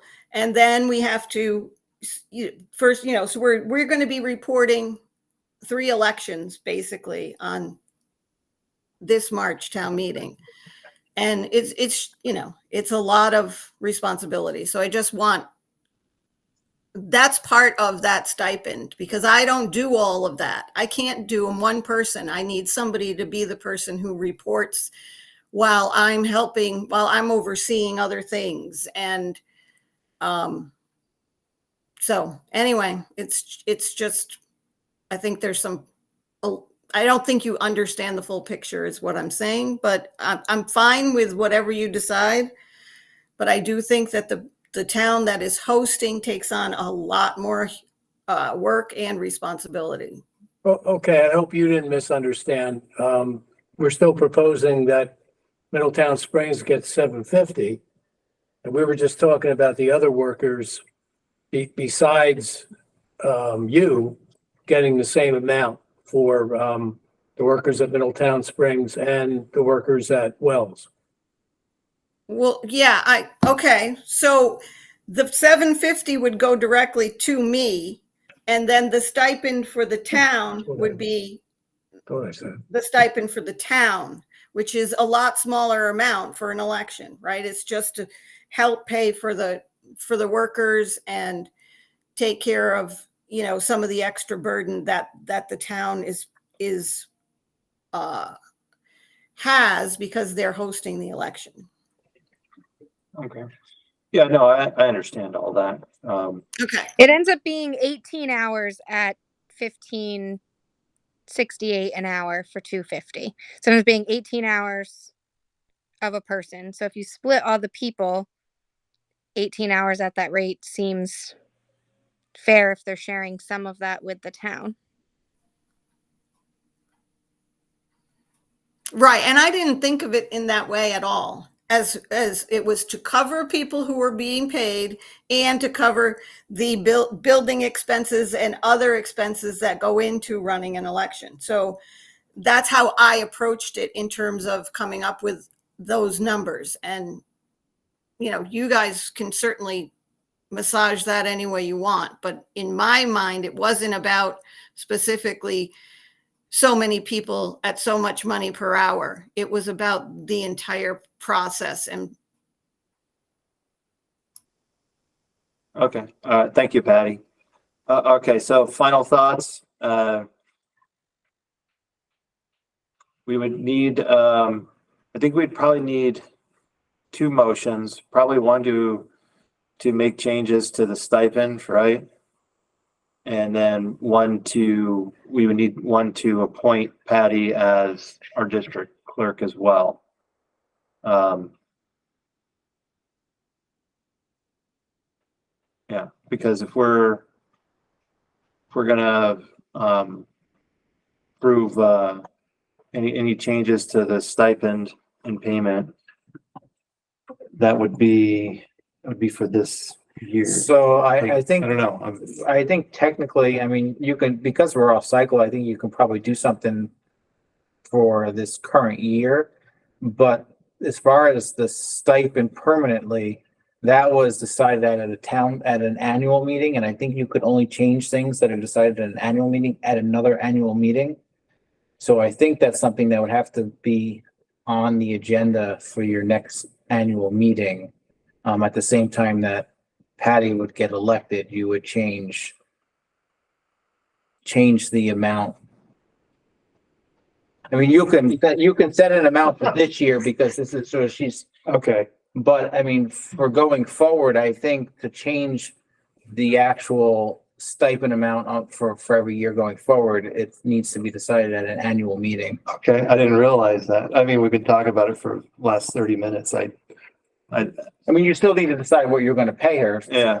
for this coming election, because we need to set that before the actual annual meeting. And then at the annual meeting, it would just be the same, it would be the same vote as sort of a formality. Okay. So would the appointment then be temporary, just for this year? It is temporary because Just for this that's year. an elected position. Okay. Right. Okay. Okay. Yeah, kind of filling. And term the for a little $100 bit of stipend, time. just to clarify, so the $100 stipend that's currently in place is not for the district clerk position. It's for the district clerk to attend our annual meeting. Oh. Okay. So there's currently no pay for the position, to hold that position. That clarifies it.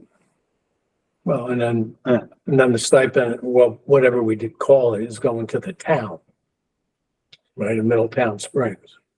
Yeah, and I don't know that we really need to, I don't think that needs to be something that's, because that's just a reimbursement that they can just bill you and you're paying. I don't think that needs to be something that you're voting on an annual meeting. But I Do mean, we for need to this year. decide the amount though, so they can't just bill us any amount? Yeah, I think you need to decide the amount and come to an agreement on that. Yeah. But I don't think it needs to be something that you put into record at your annual meeting. Okay. Well, we'll follow So- more on that. So Let me just then, now this starts to make a little bit more sense to me. I think that would be the goal going forward, is that it would go on the ballot at that price for any future elections. But respecting how it's supposed to run, I wouldn't expect to get 750 for this baby next election, even though, right? Because the year, it depends, where's the year start? Year starts after March 3rd. It's now November. It's the whole, you guys can decide that maybe I get the $100 this year, but going forward after that, it goes on the ballot and it's done the way it's supposed to be done, and the price gets changed. But I think that setting a process that the town is also thanked with some help to run their election, some monetary help, would also be appreciated for this year, for this election. Yeah, I think that's what we're talking about. So we can definitely.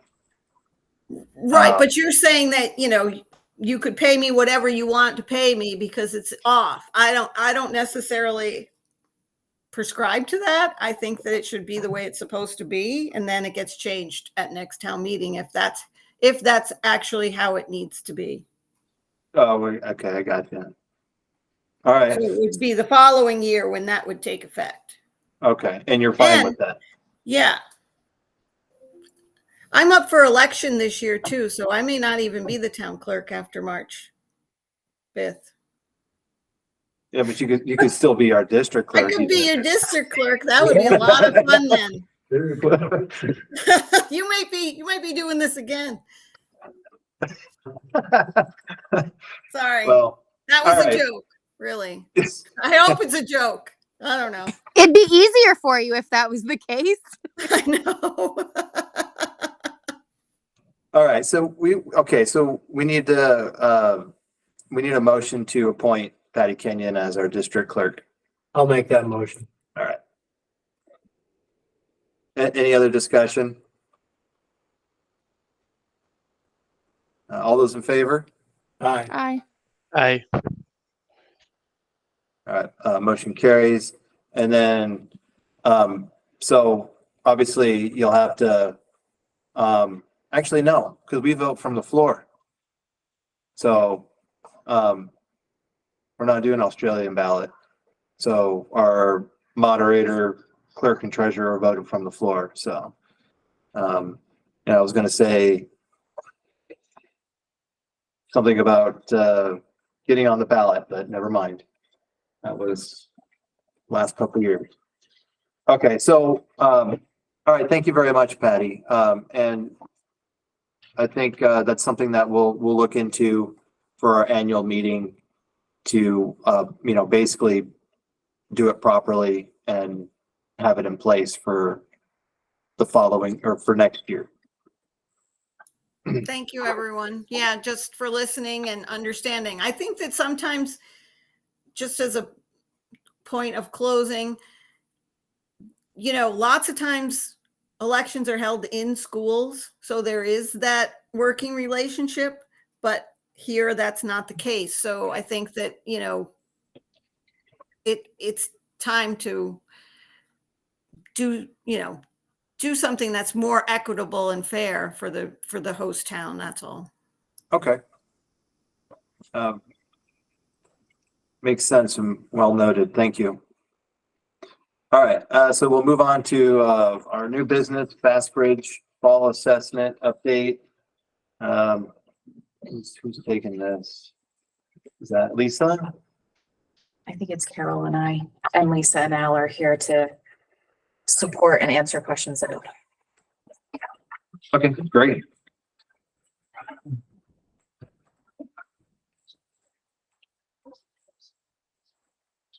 Are we just kind of going by the printout, or I didn't know if we're putting anything up? I don't know, I could probably screen share.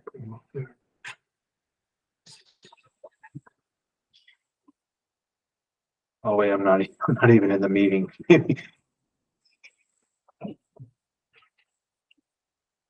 Yeah, I think it might be beneficial to. If you want to start talking and I can pull it up and share it. Sure. Okay. So Carol and I compiled the fall data for both of our schools. We decided to do this jointly, just given all the conversations that we've had. We just felt that this made sense to look at the two schools together. So FastBridge is a screener that we use. We used it last year in conjunction with MAP. This year we have moved forward with just using FastBridge.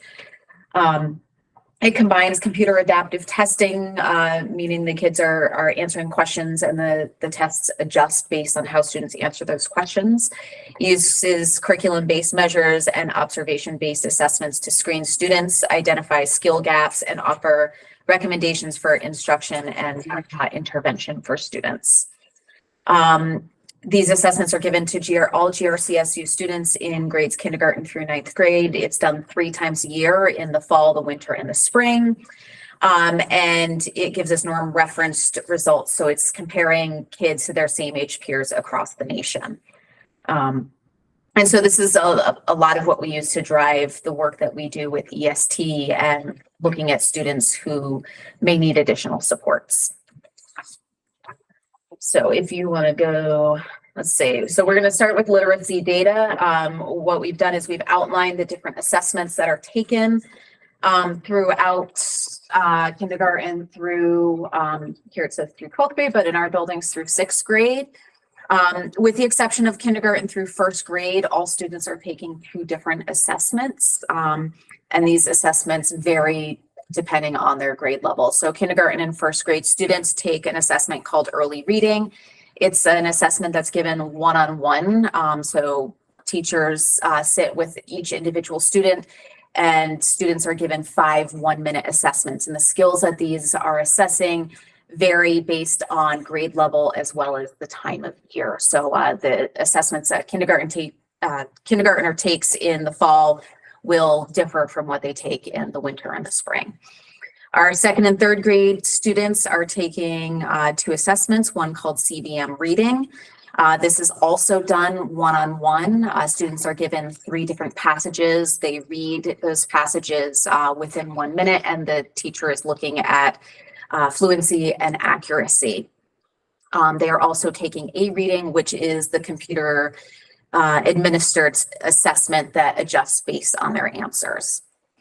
And then our 4th through 6th graders, the first assessment that they're taking is auto reading. That is a computer-based assessment, similar to CBM reading, that is looking at their accuracy and their rate of phonological, orthographic, and semantic skills. And then they're also similar to our 2nd and 3rd graders. They're taking a reading, which is that computer administered adaptive tests.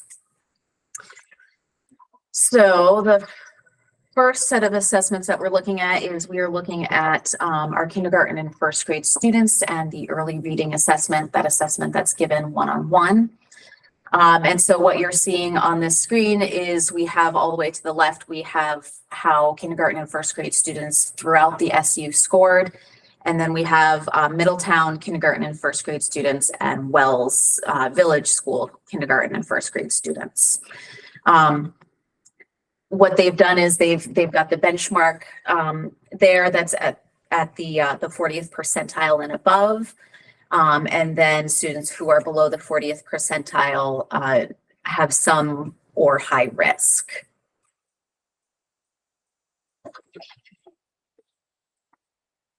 I'm not sure how in depth.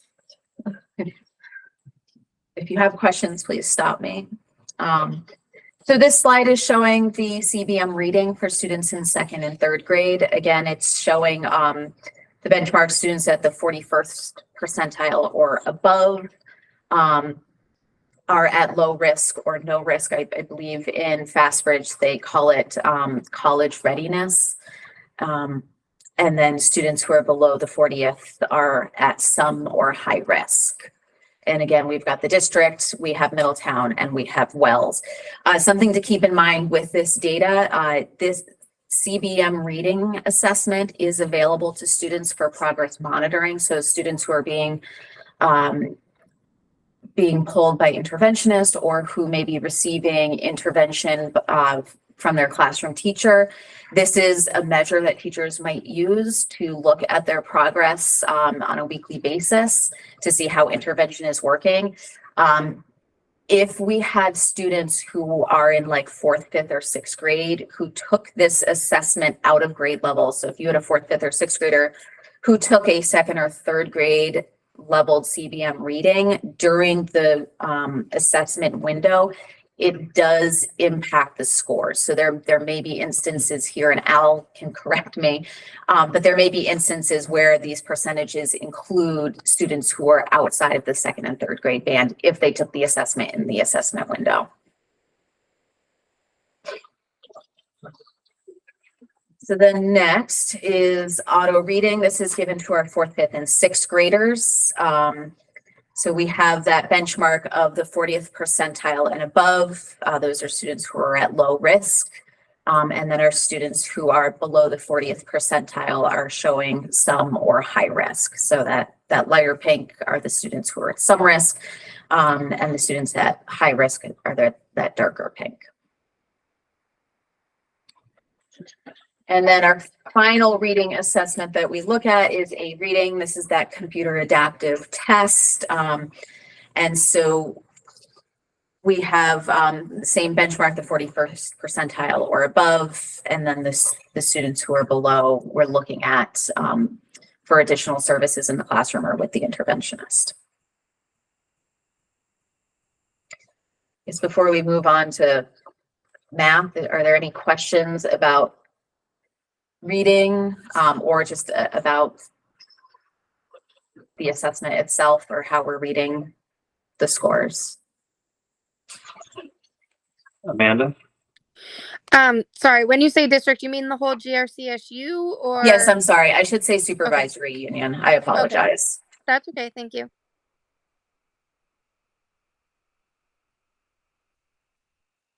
Meredith, did you have a question too? Oh, Yeah, I was just surprised that we're seeing this broken down to the 2 schools. I thought our numbers were too small to be revealing that kind of information. So our numbers are too small to reveal grade level. So what's recommended is if we have numbers of 10 or lower, that we would not reveal that data. So all of this data is for class sizes, or in this grade school sizes of 11 or greater, which allows us to share it. Wow. Al. Yeah, just for clarification on that, for reference, last year when you were showing the map data, we showed it broken down to grade level. So we combined Middletown, Springs, and Wells together so we could show grade level data.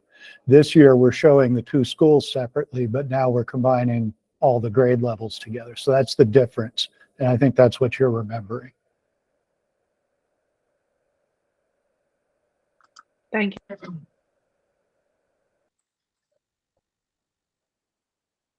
All right. So math, our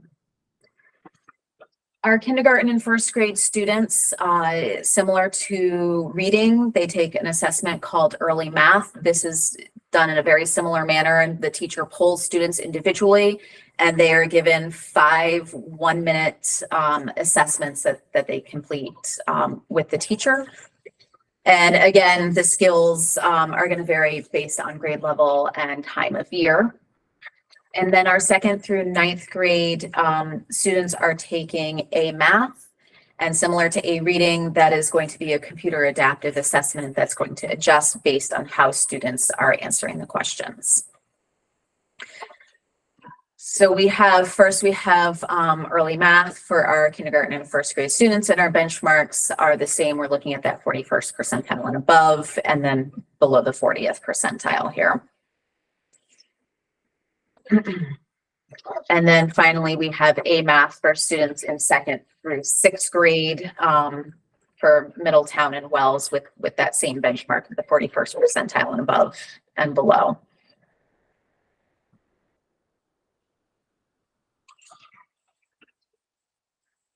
So Carol and I just put together just some discussion points with conversations that we've had together, as well as conversations that we've had with our staff. And we were maybe looking for some commonalities between the two schools. So one of the discussions that we've had are around our math scores, that those are a little bit lower in our individual schools than they are when we're looking at that SU data. One of the action items that we have is the SU will be conducting a math audit with the All Learners Network. There's been a lot of discussion here at Middletown about programming that's been used, a lot of inconsistency, and really looking towards finding some consistency. Having that common language that's used from grade to grade can assist students with learning math skills. And then the other discussion point that we had was really just looking at individual student scores, that we are working with our interventionists as well as our EST and our teachers, looking at individual student scores and identifying students who are falling below the 20th percentile, referring those students to EST, setting up universal intervention cycles within the classroom by the classroom teacher, or targeted intervention cycles, which often then include the interventionist. Looking at identifying individual needs of students and progress monitoring to see gains. And then we have monthly data meetings within each of our buildings, really using this data to identify and plan for classroom needs. So looking beyond just individual needs. And then we've had discussion around the need for professional development around universal intervention above and beyond the core curriculum, and just really the difference between those two things.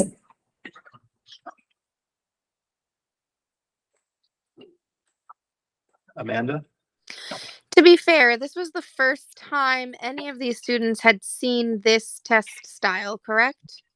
No, so they took this assessment last year as well. This was piloted throughout the SU in grades K through 6 last year.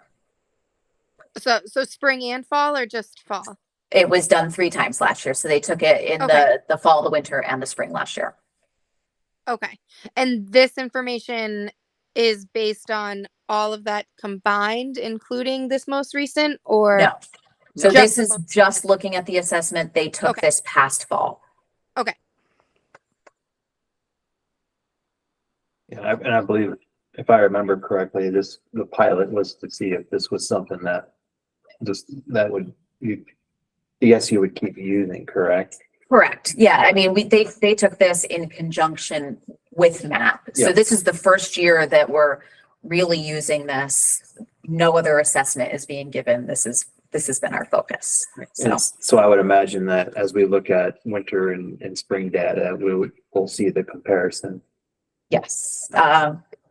You mean the comparison of fall to winter? Yeah, this year. So yeah. Right, Al, that is a report that we could run in the future, looking at comparing our kindergarten and 1st grade early reading in the fall to the early reading in the winter, correct? Yeah, and that's what the growth report is all about. You take your fall baseline, you look at your winter scores. Essentially, they subtract the two, and whatever number you're left with is compared to the nationally normed data, and you come up with a percentile for growth. So that measures whether or not you're growing at or above the national average.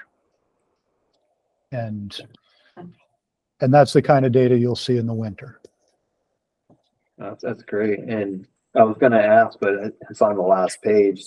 So, even though, we're looking at, both schools, which is fine because of the suppressed numbers and everything. The schools look at the students in each class and. Yes, so we drill down more, so the teachers are looking at their overall class as well as just individual students. Okay. And they have access to additional reports to help them dig deeper. And I kind of asked this at ESU last night, but this is going to be student growth percentile, right? On all these, but on some pages it says low risk, high risk, some risk. So as far as like color coding goes, I think that was kind of like an error, but I'm trying to, for future reference, we're going to be looking at percentile in growth, right? Not high risk or does that depend on the assessment? I think it depends on what we're looking at and the purpose of why we're looking at it. I mean, I think that we're looking for growth, but I also think, I think we need to look at both. They're, Okay. Okay, yeah. but I do think that, ultimately we want to see growth in our students, but I think we also need to keep in mind where they are. This overall graph here, you're gonna see the next test next to this bar. Mhm. And then the third one, you'll see all three and how they compare. I'm looking at Al just because I'm assuming. I've not Yes, used yeah. the reports quite as much in this Looking at the manner. bottom where it says fall, winter. Yeah. Fall, winter, spring. I would assume that we're going to get Individually, you'll. all It'll three be- across. So Is- what we're looking at currently is it's the equivalent of the MAP achievement scores. So it's simply a baseline measure of how students are currently performing. What you're going to see in the winter will be a measurement of growth. So it'll be a slightly different looking chart. It will compare fall to winter and then give you a growth percentile. So in the winter, you'll see that. And then again, in the spring, it'll be a similar type of deal where you look at your fall score and you look at your spring score, compare the two and get a growth percentile number. So going forward, you're going to see growth percentiles. Currently, we're just seeing your baseline achievement percentile. So this is a straightforward achievement score right now. Okay. I hope that answers the question. So is, maybe I'm misunderstanding. So like this then technically is not as easily comparable as maps, where maps would automatically give us a spring, fall, winter thing. This is then not comparing the same thing in the winter because then it switches to growth. So there will not be two bars next to each other. Is that the right understanding? No, MAP had the same sort of thing where in the fall, you would sit down, you would take a benchmark test and you would get just simply an achievement score. If you were looking at past data, you could sort of get a growth score from say spring last year to fall this year, but you always have summer slide. There's no instruction going on in the summer. It doesn't really make sense to look at it that way. So in this case, similar to what we did with MAP, we're looking at a screening report, which gives you an achievement score. And then in the winter, you do the screening report again and you get another achievement score. But you look at the difference between those two scores. Hopefully you see growth. So you add points to your average score in the wintertime. And then you take that number of positive points that you've gained and they have a chart that they look at, but there's a lot of math behind it where you've done some national norming studies, and you say whether or not that growth is average growth or above average growth or below average growth, and a percentile ranking is assigned to that. But we did the same thing with MAP. MAP had an achievement score and MAP had a growth percentile. FastBridge does the same thing. You can look at an achievement score and you can look at a growth percentile. It's similar kinds of data. All right. Thank you, Al. Yeah, so I think as we look at this information more and become more familiar with it, this is my, well, technically second time looking at FastBridge data from after last night, and it's starting to make sense. Any other questions?